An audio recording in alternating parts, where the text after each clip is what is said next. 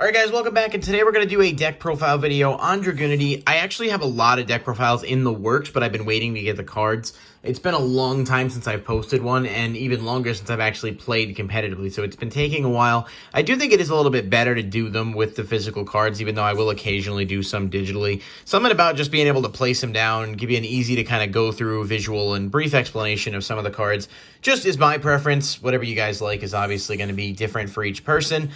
But I've talked enough. Let's go ahead and jump into the video. If you guys do enjoy the deck profile, please hit the like button and subscribe for more. And comment down below. Let me know what you guys think or how you might play the build differently. Obviously, there are so many different interpretations of this deck and Dragon Link in general, so I'm always happy to see what other ideas people have and may bring to the table. That being said, though, pretty standard to start. Triple Remus. I don't feel like I need to go into detail with this card, but generally speaking, it's a self-reviving card that searches your best card in the deck, which is Ravine.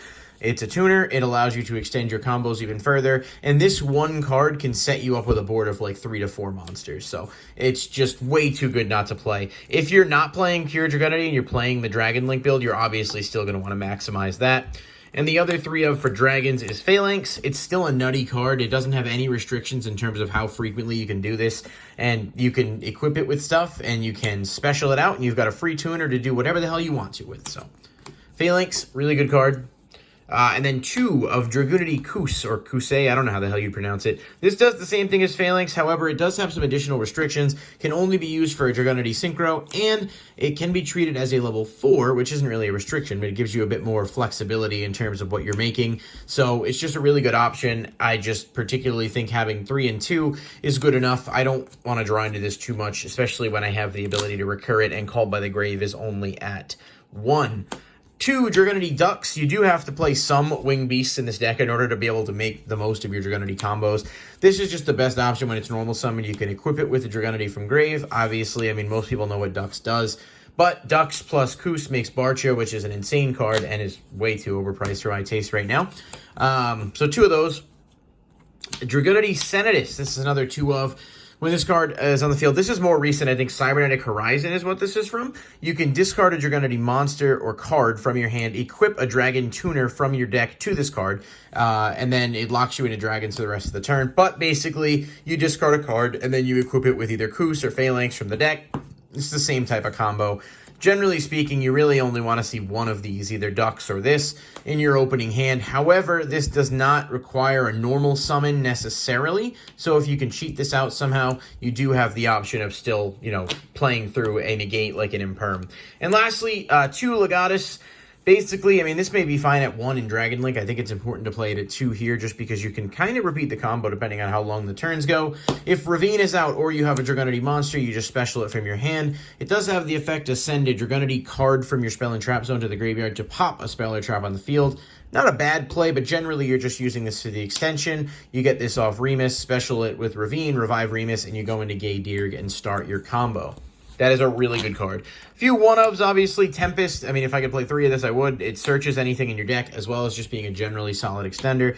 Mistletoe is really, really good as well. Basically, from the old structure deck, this just, you special summon it by tributing a Dragunity monster, so after you go through your combo with Romulus, you can tribute it, summon this, and then equip it with something, and use Dragunity Glow to special summon whatever's equipped there. Same with Ravine, just a really good one of. It's recyclable from Grave, so there's no reason to play it in multiples, and it can brick sometimes. And then 1 Armagram, just another kind of like Dragon Boss extender. You can special this from hand or grave by banishing 2 dragons and or winged beasts, so he gives you some more board presence, allows you to push for game. And 1 Red Eyes Darkness Metal. Obviously, everyone knows what that does. That particular card obviously is now eroded, so it's not nearly as scary as it was before, but it's still insanely good. And for the rest of the monsters, we've got 1 Blackwing Zephyros the Elite and 1 Mist Valley Baby Rock. Both of these are primarily for your combos with Gay Dirg. This bounces your Ravine back, allows you to special it. You can link away into Romulus, and this is just a free summon from the deck. I know people have talked about this before, but just in case anyone is confused, this effect of when it's sent from the hand to the graveyard, you can special summon it. This can miss timing if you do not use it correctly, so you want to make sure you're using this at the end of your Gay Dirg combo in order to be able to special it. Discarding this for Ravine won't trigger its effect. Onto the spells, we've got Triple Dragon Ravine. Obviously, I think this card is really problematic, and I do think it probably needs some list attention, but we'll see whether or not that happens. It doesn't really have any restrictions. You can reuse them. You can use multiple copies. It's really powerful. Either search a Dragunity that you need or send a dragon from deck to grave. In Dragon Link specifically, this does so much more, but in this deck, it actually gives you like legitimate search options. So it's just a multi-purpose weapon. Dragunity Glow, triple of this. You want to open this, but you may not. So sometimes you'll actually search this off of Romulus. Add a level 5 or higher Dragunity from your hand or graveyard. I'm sorry, from your deck or graveyard to your hand. And then it has a second effect where you can banish it from grave, target a Dragunity card that is equipped, so like one of your monster card Dragunities that are in the spell and trap, and then special summon it. So there's so many silly combos you can do with this to further extend, to reuse Gaydirg or some of your other Dragunities. It's just too good not to maximize, especially if you're going in a little bit later in games. Triple cards of consonants, my draw power of choice in this deck. Really can't afford prosperity or anything like that. Basically, just discard a Dragon Tuner, draw 2 cards. You have like 9 targets for this in the deck, so it's never dead, and you don't care about your stuff being in grave. It basically cycles through. Double Divine Lance. This is a nutty card. Some people only play 1. I think it's really good, though. Equipped to a Dragunity monster. It gains attack equal to the level, which doesn't really matter. Is also unaffected by trap effects, which is kind of neat, because if you equip this to a monster, they cannot impermanence that monster. So if they're trying to, like, I don't know, if you're trying to, I guess it's hard to determine what exactly they would do that with, but, you know, depending on how you're playing out, your combo may come up. Once per turn during your main phase, you can equip 1 Dragon-type Dragunity Tuner monster from your deck to this card. So in other words, if you have any Dragunity equipped with it, you equip the Phalanx or the Koos, and then you special summon it to the monster zone. It's just a super, super powerful card. For the random one-ups, Monster Reborn, World Legacy Guard Dragon. This card's nuts, by the way. It just does so much. I would honestly consider 2. I just think the 1-1 is fine because you obviously are locked into a hard once per turn in terms of being able to, you know, utilize that effect. Harpy's Feather Duster, you are playing a deck that can OTK pretty easily, so being able to clear that back row threat is great. And Called by the Grave, obviously, you lose really hard to hand trap, so having at least some counter to it is pretty good. Finally, to round out the deck, I have triple Infinite Impermanence. These are foreign, but you know what they do. It's Infinite Impermanence. And 1 Dragunity Ouellette, counter trap, basically searchable by some of your stuff, including Romulus. And then it negates a spell or trap while you control a Dragunity Synchro, which is not a hard board to set up at all. So it's pretty straightforward, but that rounds out the 40. I don't think it's drastically different from some other builds I've seen online, but there are some people who elect to play different numbers, different variables versus what I'm playing. So that's my current build.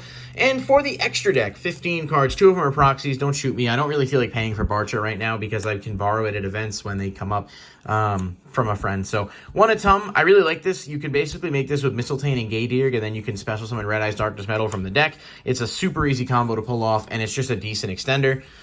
For the level 6 synchros, we got Vajirana and Gaydirg, both insanely good. This card is awesome. I've talked about it in market videos before. It's just a searcher that does not have a hard restriction. And of course, everyone knows Vajirana used to be just a nutty card back in, you know, the old Dragunity decks when you didn't have a ton of hand traps. It's still super good.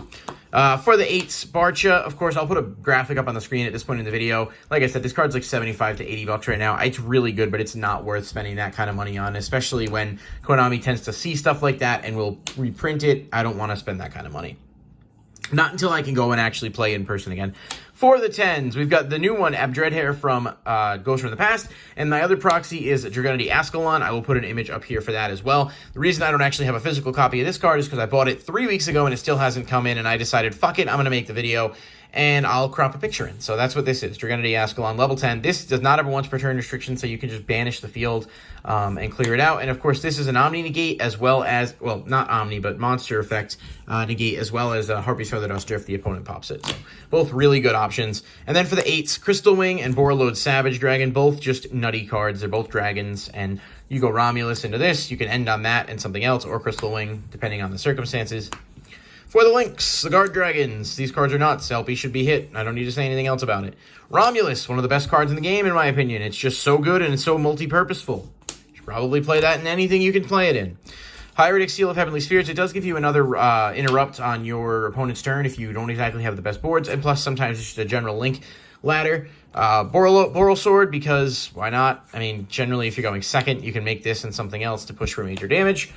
1 Saryuja, because it's still really solid. It's a dragon, and you're locked into dragon. So if you can resolve a Barcha combo and equip it with a bunch of your tuners, you can put this out basically for free and refresh your hand. And lastly, 5-headed Link Dragon.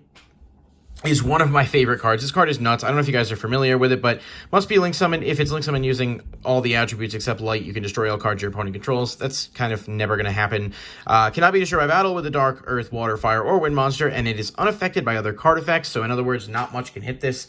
The drawback, of course, during your opponent's end phase, you do have to banish 5 cards from your graveyard face down or send it to the graveyard. Typically, when I put this out, I can make it turn 1, and I can give it about 4 turns of life, and this is pretty tough to get over. So it's a really, really powerful card to make, and this is one of the only decks I've seen that can do it somewhat effectively, so that's the reasoning behind playing it. I really like it. Obviously, you can't play like Goddess of the Underworld or Access Code Talker because it's not a dragon, so you're kind of restricted in what you can do, but I've had boards that's like this, plus a Borreload Savage and a Heretic Seal of Heavenly Spheres. That's pretty tough to play through. So overall, that's the deck, guys. Let me know what you think. I'm definitely working on some other deck profile videos as well. I really appreciate anyone taking the time to watch some or all of this video.